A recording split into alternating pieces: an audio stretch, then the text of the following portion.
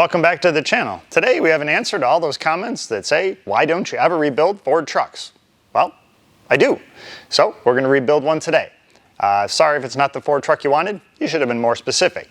It's not that I haven't rebuilt them in the past. It's just that I didn't have good luck with them. So I don't really do them unless I can find one that really piques my interest. And I think I found one. So that's going to be our rebuild. It's also going to be the first rebuild we're going to complete 100% in our new shop. And it's a pretty big job, so let's see if I can do it.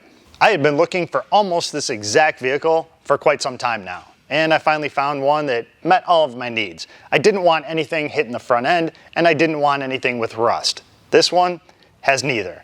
It came from West Texas. Actually, a little bit further would have been New Mexico, so it has zero rust on it. It also, unfortunately, has zero paint on the tops of the fenders, the hood, and the roof, because, well, that's just what you get in Texas. Oh yeah, it checked one other box too. It was cheap, and because I know you're gonna ask, 200 bucks. Now, why was it 200 bucks? Well, first off, it was in the middle of nowhere, and transportation is a little more expensive, so people shy away from those. It's also only two-wheel drive, and it's got a few miles on it. 304,000 to be exact. Apparently the little 4.6 didn't have enough power to get this thing out of the way of the other car. They turned left in front of somebody and got nailed. Right here in the rear door, caught the cab corner, the bedside, and the axle. And also the edge of this frame here. So we got a little frame damage on the mount for this spring. Don't know how much is underneath here. I'm sure there's some for the cab mount.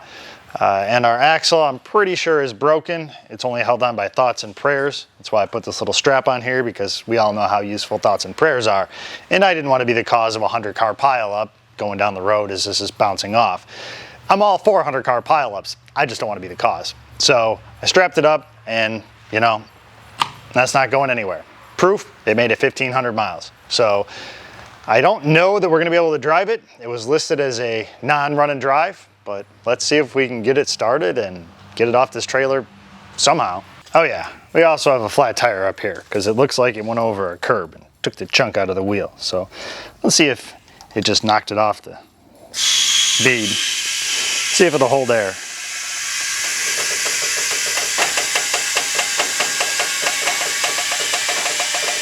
So far so good.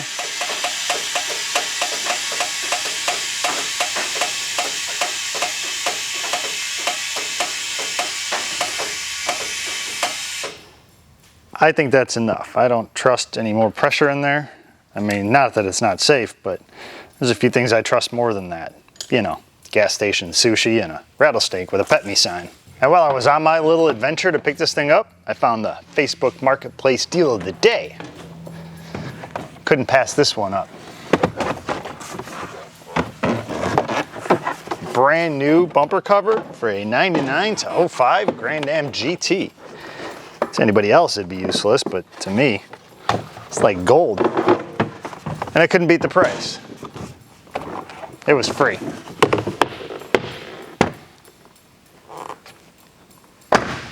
Not even sanded yet.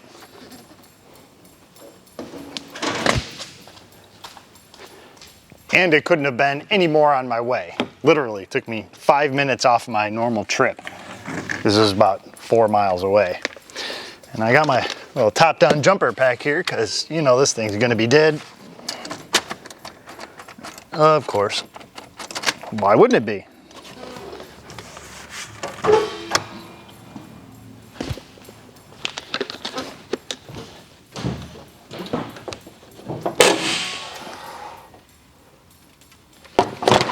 Okay. Maybe it's not dead. Maybe it's just disconnected. Find out. I got dome lights. You know, since I've had this thing, it's cut down on my dead batteries at the auction by like 90%. So if you want to cut down on your dead batteries, link is in the description. Oh yeah, we also have a couple of airbags that went off. Let's see if it starts.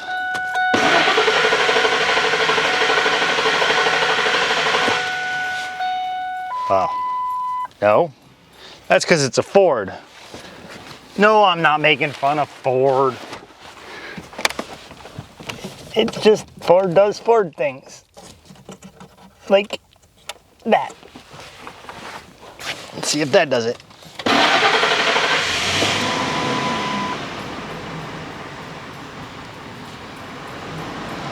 303,944 miles and a half. Sounds like need some ball joints. Does the air work? Woo, the air even works. I heard the compressor click on. Guess that's a Texas thing. Ooh, it's got power pedals. Somebody chewed on the seat. Had an overhead console. Oh, it still does. It's over here. Yeah. I'll put my seatbelt on. All right.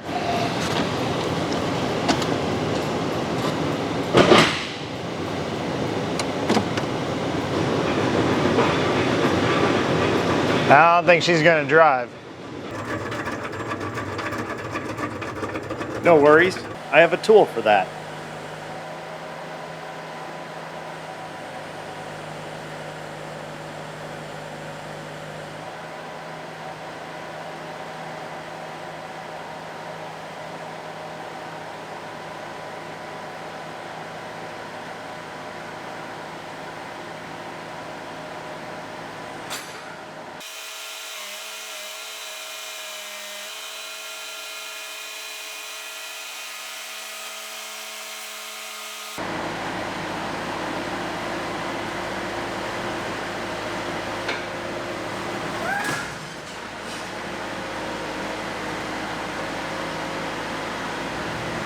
I was fully prepared for this thing to slide down the forks as it came down the ramps. This isn't my first rodeo. It didn't matter because the bumper already had a few dents in it. We just added a couple more. But there's just something about that impending crash that you know is coming that you just can't avoid. And it always gets you. Kind of like when you let your wife drive.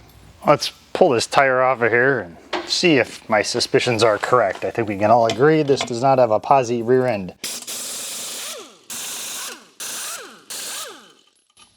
Ford and their silly lug nuts.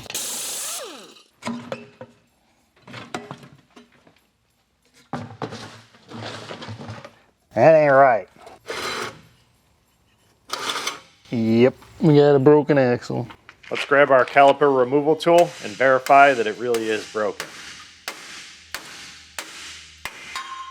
Well, we weren't able to remove it because we grabbed the raw tool. This was just the caliper adjustment tool, apparently. Yep. It's broken. Yes, I am completely aware I could have unbolted that caliper. I think it's pretty safe to say that without some parts, this thing is not going to drive. So I think what I'm going to do is switch that tire over to that side because I don't want to put any more air pressure in that front tire with the bead the way it is. So we'll put it on the back, which is going to be up in the air when we're using our truck relocating unit. And then we'll have some nice full tires in the front, so it rolls a little easier. So let's just get that done.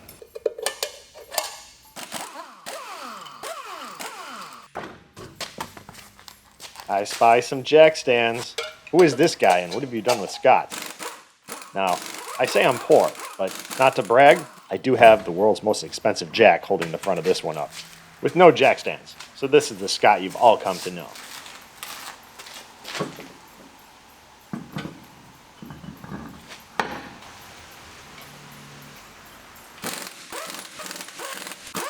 Say it with me, everyone. I can't believe you didn't torque those to proper specs. Don't worry, I'll torque this one down. No, I won't. Get rid of our airbag and also let you in on a little tip that I learned in this search for my shop, which might have made it all worth it. These old airbags still have use. As soon as I get it out of here, I'll show you what it is.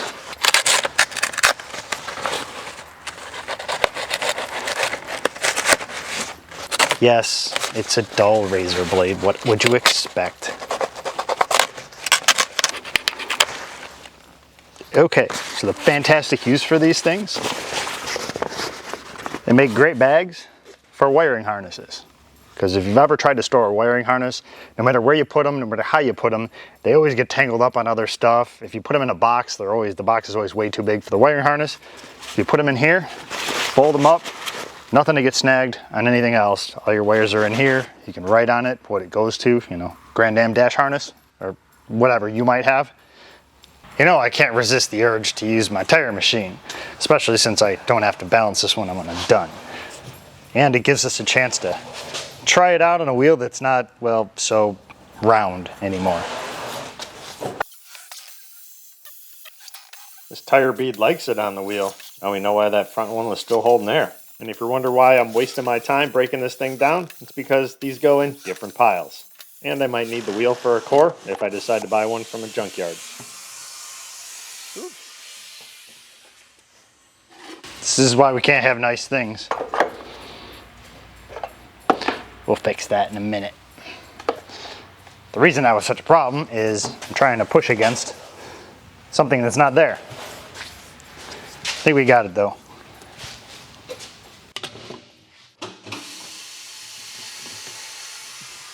I think one hit with a sledgehammer would have a two-piece wheel. Now we have to rotate the wheel around to where we can set up the arm, where there's actually a piece of the wheel left.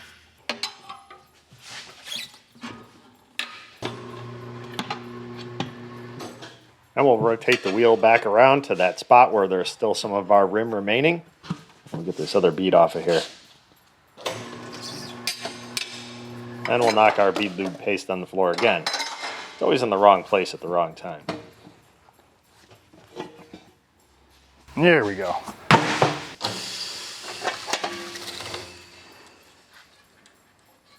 Okay, 2 hits with the sledgehammer.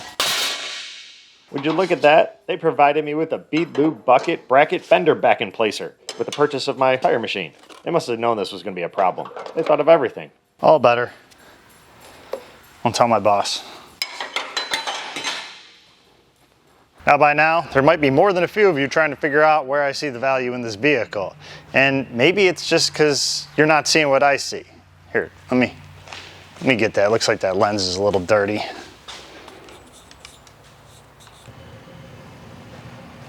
Did that help at all? Can you see kind of what I'm seeing now? I mean, I get it. It's an older truck. It's got a few miles on it. It's not all that practical, and the horsepower by today's standards is laughable. But I've always liked it, so I think I'm gonna go ahead and rebuild it.